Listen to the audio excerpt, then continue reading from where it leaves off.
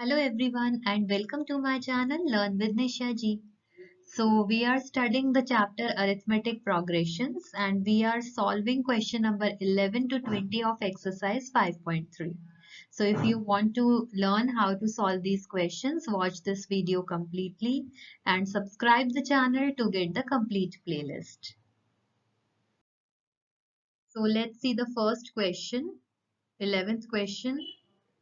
It says, if the sum of first n terms of an AP is 4n minus n square, right?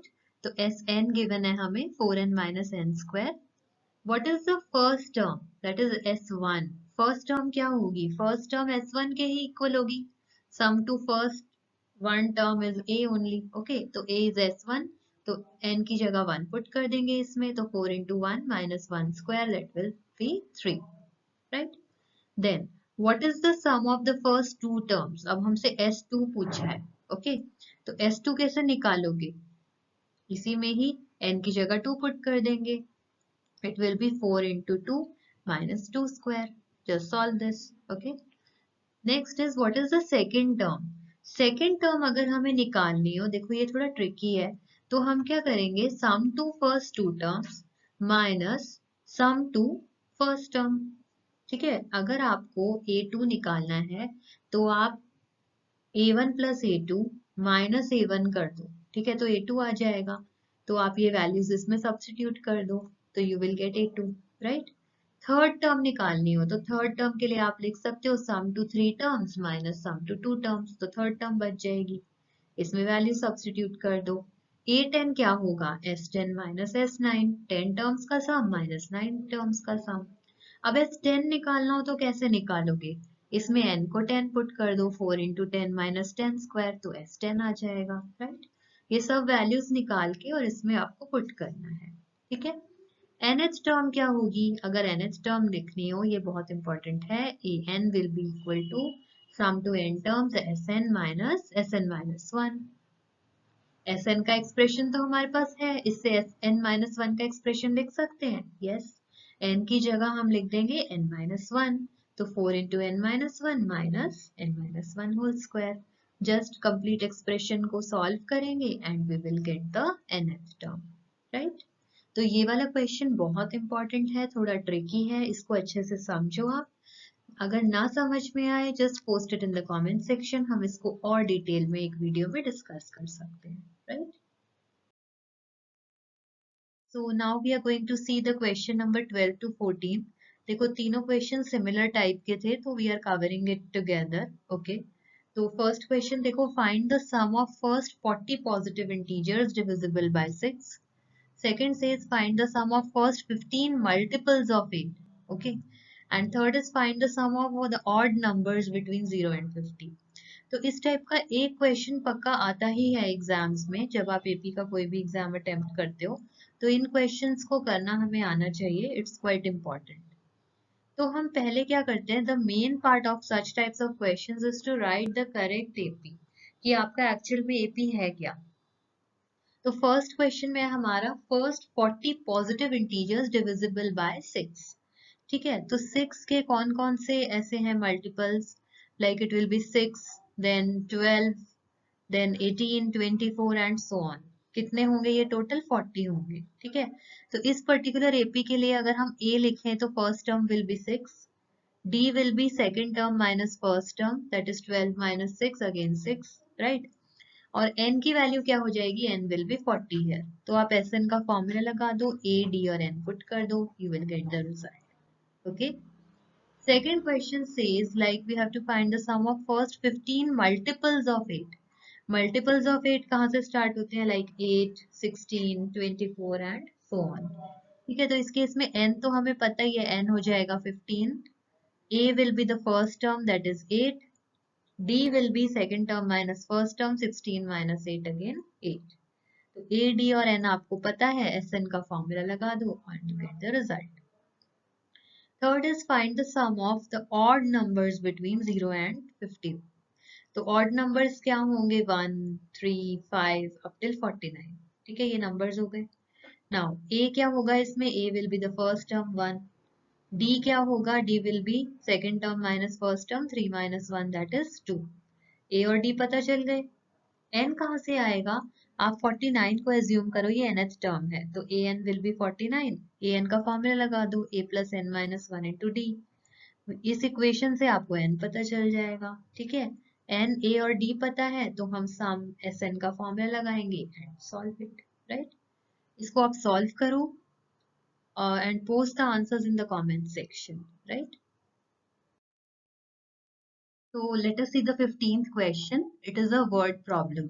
तो generally word problems भी आते हैं AP में और आप देखोगे बहुत ही सिंपल होते हैं. जस्ट आपको बेसिक इक्वेशन फ्रेम करनी होती है थोड़ा क्वेश्चन को समझ के. राइट, तो हम इस क्वेश्चन को समझते हैं. What it says, a contract on construction job specifies a penalty for delay of completion beyond a certain date as follows. कि अगर आप थोड़ा डिले करते हो कंप्लीशन में तो कैसे कैसे आपको पेनल्टी लगेगी. Day 1 for the first day it's ₹200, second day के लिए 250 है, थर्ड डे के लिए 300 है एंड सो ऑन. ठीक है, the penalty for each succeeding day being ₹50 more than the preceding day. तो बेसिकली एपी फॉर्म हो रहा है. A1 हुआ हमारा 200, A2 250, A3 300. ठीक है, तो how much money the contractor has to pay as penalty if he has delayed the work by 30 days.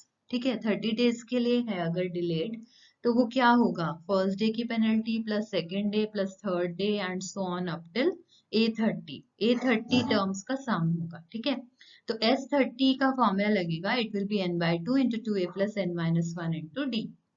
n क्या होगा इसमें? n हमारा 30 है. ठीक है, a क्या होगा? First term 200.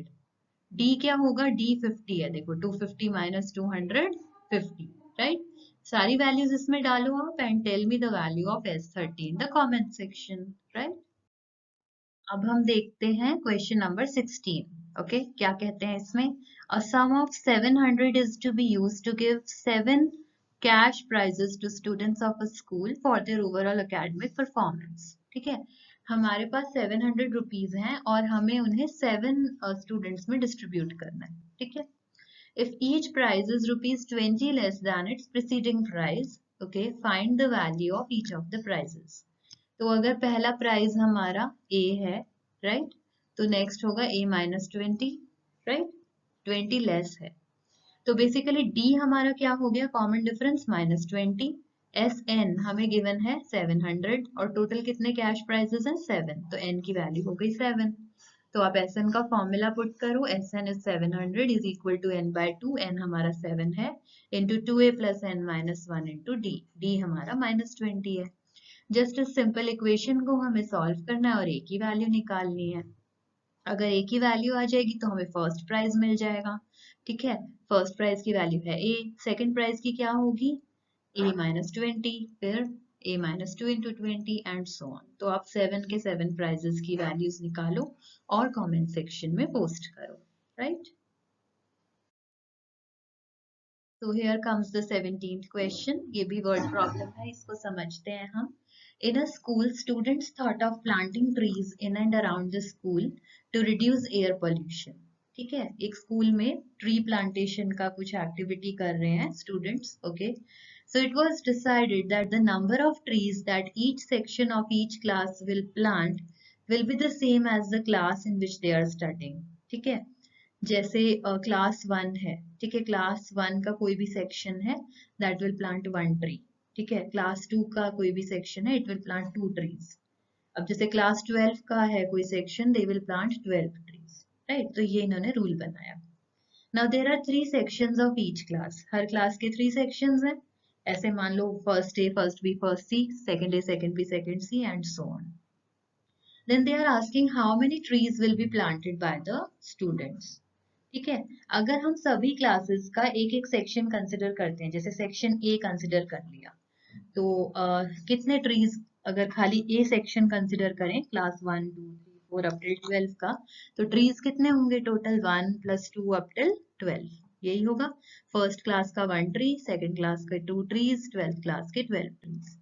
अब अगर 3 सेक्शंस के लिए करना है तो एक सेक्शन का जो टोटल हुआ उसे 3 से मल्टीप्लाई कर दो तो वो हमें टोटल नंबर ऑफ ट्रीज दे देगा. राइट, तो अब 3 इंटू ये वाला जो पार्ट है ब्रैकेट में, ये एक एपी फॉर्म कर रहा है। आप देखो इसमें 12 टर्म्स है टोटल। फर्स्ट टर्म है 1, सेकेंड टर्म है 2, तो कॉमन डिफरेंस क्या हो जाएगा, 2 माइनस 1 दैट इज 1। तो आप SN का फॉर्मूला लगा दो और SN के वैल्यू फॉर्मूला में n is 12, a is 1, d is 1, value substitute करो तो आपको टोटल वैल्यू मिल जाएगी ट्रीज की 234। ठीक है, आप इसे सॉल्व करो, खुद ट्राई करो। अगर नहीं होता, if you have any doubt post it in the comment section. Still अगर आपको लाइव क्लास में डिस्कस करना है तो आप वीकेंड पे लाइव क्लास भी अटेंड कर सकते हो, right? Thank you so much. So now here comes the 18th question। ये क्वेश्चन बहुत इंटरेस्टिंग है और ये क्वेश्चन एग्जाम्स में आता भी है। ठीक है, ये वाला क्वेश्चन मैंने कई बार ओलंपियाड्स में भी देखा है, मींस NTSC एग्जाम्स, कई बार ऑब्जेक्टिव्स में। ये क्वेश्चन काफी कॉमन है, इंपॉर्टेंट है, थोड़ा ट्रिकी है, राइट? तो इसको बहुत ही ध्यान से समझना है आपको, इसका एक्सप्लेनेशन कि हम इस टाइप के क्वेश्चंस को कैसे अटेम्प्ट करते हैं। तो एक बार तो देख के ही स्टूडेंट्स जनरली इस टाइप के क्वेश्चंस को स्किप ऑफ कर जाते हैं कि नहीं ये टफ लग रहा है, इट्स समथिंग डिफरेंट, इसका एपी से क्या रिलेशन है। Means no, it's totally a simple AP question. बस इसको थोड़ा सा आपको माइंड में सेट करना है कि इसका क्या कंसेप्ट है, क्या ट्रिक लगेगी इसमें एंड दिस थिंग, राइट? तो लेट्स सी क्वेश्चन क्या है। अ spiral is made up of successive semi circles. ठीक है, इसमें आपको देखो सेमी सर्कल्स दिखेंगे। ये हमारा फर्स्ट सेमी सर्कल है, ठीक है, ये मैं जो रेड ड्रॉ कर रही हूँ इसके अराउंड, ये हमारा सेकंड सेमी सर्कल है एंड सो ऑन। ठीक है, half circles, semi circle, right, with centres alternatively at A and B. ठीक है, पहले इस वाले सेमी सर्कल का जो सेंटर है, जो पहला सेमी सर्कल है वो है ए। ठीक है, सेकंड सेमी सर्कल का जो सेंटर है वो है बी एंड सो ऑन। ठीक है, रेडियाई कितने हैं, पहले वाले का है 0.5 सेंटीमीटर, सेकंड का है 1 centimetre, 1.5 centimetre and so on, right? अब हमसे क्या पूछा है, what is the total length of such a spiral made up of 13 consecutive semi circles. तो हमें बेसिकली 13 सेमी सर्कल, जैसे भी ये एक सेमी सर्कल है, फिर सेकंड है, ये थर्ड है, ये फोर्थ है, तो ऐसे 13 सेमी सर्कल्स की टोटल लेंथ पता करनी है। आपको पता है सर्क्यूमफेरेंस ऑफ अ सर्कल क्या होता है, 2 पाई आर होता है, ये तो सभी को पता होगा। तो सेमी सर्कल का क्या होगा, हाफ हो जाएगा इसका पाई आर। तो बेसिकली इस सेमी सर्कल की सपोज हम ये लेंथ देखें, it will B pi into the radius of this semi circle, right? तो सभी का अगर हमें टोटल लेंथ निकालनी है तो हमें सभी 13 के जो पेरीमीटर्स हैं वो ऐड करने होंगे, ठीक है, सेमी सर्कल्स के। तो हमारा आंसर क्या आएगा, pi r 1 plus pi r 2 plus pi r 3 plus up till pi r 13। Pi हमने कॉमन ले लिया तो R1 plus R2 up till R13 अंदर रह गया। अब देखो अंदर R1 की वैल्यू हमें गिवन थी 0.5 सेंटीमीटर, वो हमने पुट कर दी। R2 की वैल्यू है 1 सेंटीमीटर, वो भी सब्स्टिट्यूट कर दी अप टिल R13। अब ये देखो ये वाला पार्ट एक एपी बन रहा है, 0.5 का डिफरेंस है ना, तो इसमें a क्या है 0.5, d क्या हो जाएगा second term minus first term that is 1 minus 0.5, it will give you 0.5। और हमारा nth टर्म है तो 13, n is 13, तो आप nth टर्म का फॉर्मूला लगा दो a plus n minus 1 into D, तो आपको ये मिल जाएगा, राइट? तो अब हमारे पास ये बेसिकली टर्म्स आ गई सारी। अब हम पाए तो ठीक है कांस्टेंट बाहर ही है, ये एक एपी की तरह ट्रीट करके 13 टर्म्स का सम का फॉर्मूला लगा देंगे S13। तो n by 2 into 2a plus n minus 1 into D. बस इसमें हम पाई को 22/7 पुट करेंगे, सॉल्व करेंगे, we get the result as 143 centimetres. जब भी इस तरह के क्वेश्चन आते हैं जिसमें कोई यूनिट्स रिक्वायर्ड है, जैसे रुपीज, सेंटीमीटर, मीटर, एनीथिंग, तो यूनिट जरूर आपको पुट करनी है, otherwise marks are deducted for that. Maths में स्टेप मार्किंग होती है और हर माइनर स्टेप के मार्क्स होते हैं, तो इसको अच्छे से प्रेजेंट करना, हर चीज को अप टू डेट मीन्स लिखना पेपर के अंदर, it's really important if you want to get good marks, right? Still अगर आपको इस क्वेश्चन में कोई प्रॉब्लम है आप लाइव क्लास अटेंड करो और अपने डाउट्स को क्लियर कर सकते हो, right? So another very interesting question, ये क्वेश्चन भी बहुत बार आता है एग्जाम्स में, वर्ड प्रॉब्लम है। So it says 200 logs are stacked in the following manner. जैसे वुडन लॉग्स होते हैं ना, इसी तरह प्लेस करते हैं ना उन्हें। तो 20 logs in the bottom row, सबसे नीचे वाली रो में 20 लॉग्स हैं, 19 in next, 18 in next and so on. ठीक है, they are asking how many rows are the 200 logs placed in. ठीक है, तो अगर टोटल 200 लॉग्स हैं तो कितनी रोज रिक्वायर्ड होंगी उसके लिए, एक तो ये क्वेश्चन हो गया। And they are asking how many logs are in the top row. ठीक है, तो इस क्वेश्चन को हम कैसे अप्रोच करेंगे, हम ऐसे अज्यूम कर रहे हैं this is 1, this is 2, this is 3, और ऐसा मान के चलते हैं कि nth रो तक, ठीक है, nth रो तक हमारे 200 लॉग्स कंप्लीट हो रहे हैं। ठीक है, तो आपका A1 क्या हो जाएगा, फर्स्ट रो में कितने थे, 20 लॉग्स थे, तो A1 आपका 20 हो गया, A2 is 19, A3 is 18 and so on. ठीक है, हमें क्या चाहिए, सम ऑफ लॉग्स होना चाहिए 200, तो आप Sn का फॉर्मूला लगा दो, Sn 200 is equal to n by 2 into 2a, a हमारा ये है 20 plus n minus 1 into d, d कैसे निकलेगा, a2 माइनस a1, तो 19 माइनस 20 विल बी -1, ये फॉर्मूला पुट कर दिया, आपकी क्वाड्रेटिक इक्वेशन बनेगी। तो आपको क्वाड्रेटिक इक्वेशन में दो रिजल्ट्स मिलेंगे, दैट इज n is 16 और n is 25। तो जैसे जब क्वाड्रेटिक इक्वेशन में आपके दो रिजल्ट्स आते हैं तो आपको कुछ ऐसा होता है, कभी कभी तो दोनों ही एक्सेप्ट हो जाते हैं, कभी कभी एक रिजेक्ट भी होता है, तो वो हमें चेक करना होता है। सी अगर n की वैल्यू नेगेटिव आ गई तब तो आप नेगेटिव वैल्यू को रिजेक्ट कर दो, पॉजिटिव को एक्सेप्ट कर लो, क्योंकि नंबर ऑफ टर्म्स हमारी नेगेटिव नहीं हो सकती। ठीक है, अगेन अब जैसे अगर इसमें आपकी दोनों पॉजिटिव वैल्यूज ही हैं तो हम कैसे चेक करेंगे, हमारा दूसरा क्वेश्चन था how many logs are in the top row, तो टॉप रो में कितने लॉग्स होंगे, इट विल बी an, पहली रो में a1 है, फिर a2 है, a3 है, इसमें an होंगे। तो अगर n 16 है तो a 16 होगा, और अगर a 25 है तो a 25 होगा। ठीक है, तो आप फॉर्मूला पुट कर दो a plus n minus 1 into d का, a हमें पता है, d पता है, और n हम जैसे इस केस में 25 ले लेंगे और इस केस में 16 ले लेंगे। तो अगर आप a25 निकालते हो तो वो -4 आ जाएगा, तो नंबर ऑफ लॉग्स -4 तो हो नहीं सकते। ठीक है, और अगर आप a16 निकालते हो तो नंबर ऑफ लॉग्स 5 आ जाएगा, वो हो सकता है, इट्स पॉजिटिव। तो आप यहाँ पे n is equal to 16 value ही एक्सेप्ट करोगे। तो how many rows are there, 16 rows हैं, and how many logs in the top row, 5। ठीक है, so this question is very important, very conceptual and important as per exams also, right? This question is also very important, like it's a kind of puzzle. ठीक है, आप कई बार puzzles भी solve करते हो ना, those who are fond of solving puzzles, quizzes, means इसमें भी कुछ questions ऐसे आते हैं जो आप AP के concept से solve कर सकते हो। ठीक है, तो आप try करो कि आप AP का concept वहाँ पे apply करो जहाँ पे हो सकता है, right? तो let's see question क्या है। In a potato race, a bucket is placed at the starting point. आपने की होगी, potato race is there. तो अगर आपने नहीं की तो I'll tell you the rules how it is done. ये starting point पे एक bucket रख देते हैं जहाँ पे जो player है वो खड़ा होता है initially. Okay. This is 5 meter from the first potato. तो यहाँ पे एक potato रखते हैं, तो ये 5 meter के distance पे kept है। ठीक है, and other potatoes are placed 3 meter apart in a straight line. तो next potato यहाँ 3 meters पे place होगा, फिर next 3 meters पे, like this. Okay, so there are 10 potatoes in the line, तो total 10 potatoes place करें, right?